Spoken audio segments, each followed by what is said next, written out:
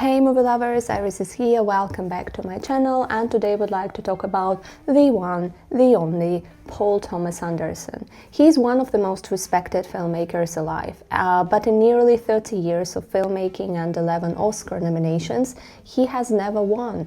And now with his new movie, One Battle After Another, I think that the question is louder than ever. Is this finally the year Paul Thomas Anderson receives his first Oscar? But before we get started, please don't forget to subscribe to my channel if you're new here, so you never miss a new video. And now, let's start, shall we? To understand why this moment feels so significant, we have to look at the journey behind it. Paul Thomas Anderson began his career with Hard Eight, then exploded onto the scene with Boogie Nights, proving that he wasn't just a director, he was an architect of worlds and the master of human chaos. Then came Magnolia, an operatic tapestry of interconnected souls, and of course the unshakable giants There Will Be Blood, The Master, Phantom Thread, and Licorice Pizza. Every film is different. Every film is unmistakably his. Paul Thomas Anderson doesn't make movies about heroes or villains. He makes movies about people. Messy, lonely, hungry souls, searching for power, love, acceptance, or a version of themselves they can live with. If Quentin Tarantino writes his movies like novels, then Paul Thomas Anderson definitely directs them like music. He's like the conductor of the orchestra, and that's exactly why I love him so much, because I'm mad about music. And as an aspiring director myself, as someone who wants to make movies one day and who is working right now at many scripts actually at the same time, I often find that I feel very inspired by a specific music piece, and I am listening to music while writing, and it really helps me to get the right pacing and the right rhythm, and it's extremely important when you're writing a story and when you want to make a movie out of it. So that's why I love his movies. I always feel the connection, I always feel the beat, and it helps me to get more invested in like the whole process. And of course it's very important to mention the way he works with the image, because he likes to use long takes, fluid tracking shots, and images that glide instead of cut.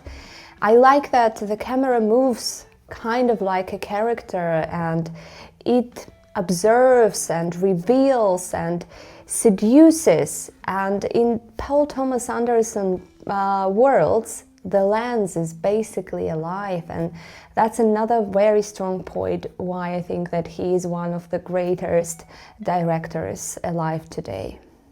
Some people criticize Paul Thomas Anderson for that, and some people praise him, depending on who you ask.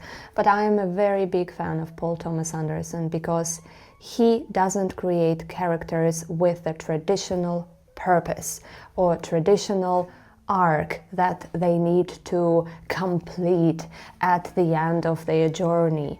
He basically lets people be people. They feel real, they have real emotions, and they are not created in order to serve the story, in order to serve the plot as we are taught to on screenwriting courses, because we know that our character needs to have like a certain features, and he needs to have a purpose, and he needs to like kind of finish his journey and has very certain stages of his journey in order the story to work. And I actually had like a couple of like, let's say not fights but arguments with the teachers like that I had, and I will always support stories like that where we get to see real characters with real feelings. They are impulsive and they are contradictory, and they are always incomplete. And that's why I love his movies. That's why I fall in love with his characters, because they feel like people. They don't feel like a written archetype or prototype of the person. And I think that this is his power. I know, as I said, a lot of people criticize him for that, but I will always be on his side, and I will always support those kind of characters and those kind of movies, and I also am going to try to create such stories myself. And that brings us to One Battle After Another. I mean, I loved this movie. I think it's one of the greatest movies we've had this year. Probably it is the greatest, but I haven't seen some of the movies that I would like to watch before the award season, but I'm definitely going to root so hard for it at the upcoming award season, and I really, really loved it. My top 3 Paul Thomas Anderson's movies are The Master, Punch Drunk Love, and The Phantom Thread. I know that a lot of people would say that There Will Be Blood is the greatest movie that he has ever created, but I disagree. And with One Battle After Another, I think that, well, a lot of critics called it one of the greatest movies made by Paul Thomas Anderson, and I think that it's just bigger, it's more expensive, and it mixes political paranoia with action and with intimacy, and also you can still feel and see Paul Thomas Anderson love for showing melancholy on screen. And the cast alone, I mean, like, we had Leonardo DiCaprio and Benicio del Toro, Sean Penn and Regina Hall. I think it's enough to anchor the film in award season conversations. But it's not the cast or the budget that matters. I think that it's the feeling that you get while watching this movie, because this movie feels like Paul Thomas Anderson stepping into a new stage of his career.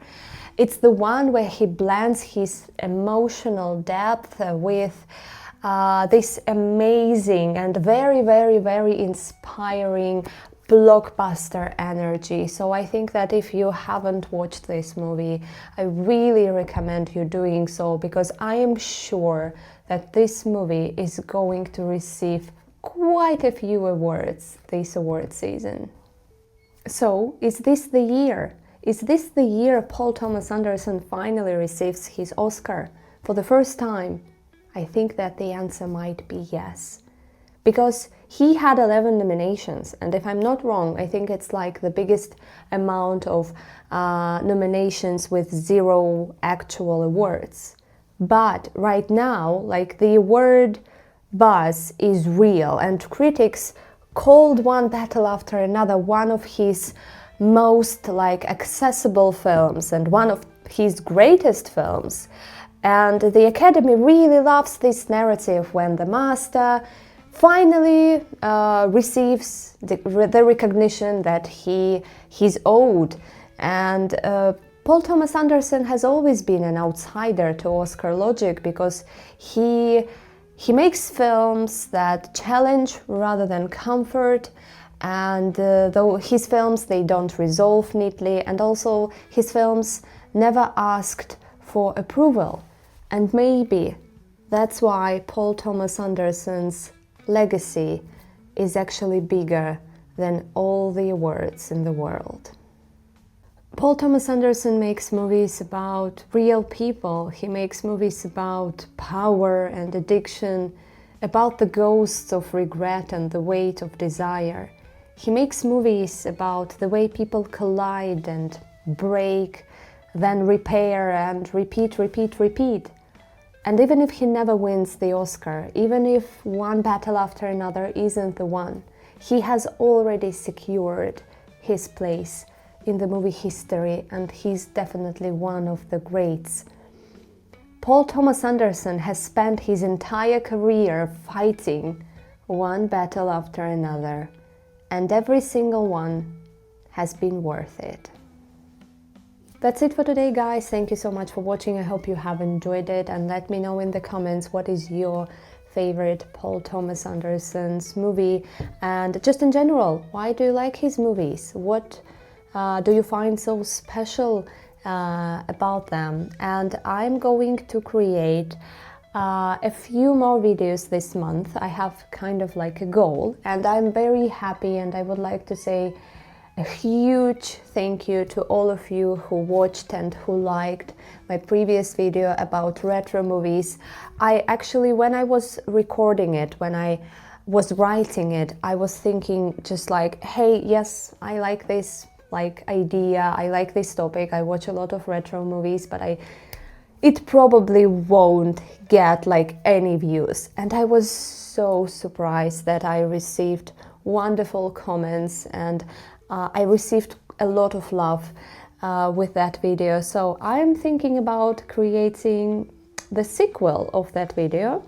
Let me know in the comments if you are interested to watch a video about me talking about my favorite retro Christmas movies, because Christmas is basically around the corner, and I would really love to create a marvelous, amazing and festive video for you.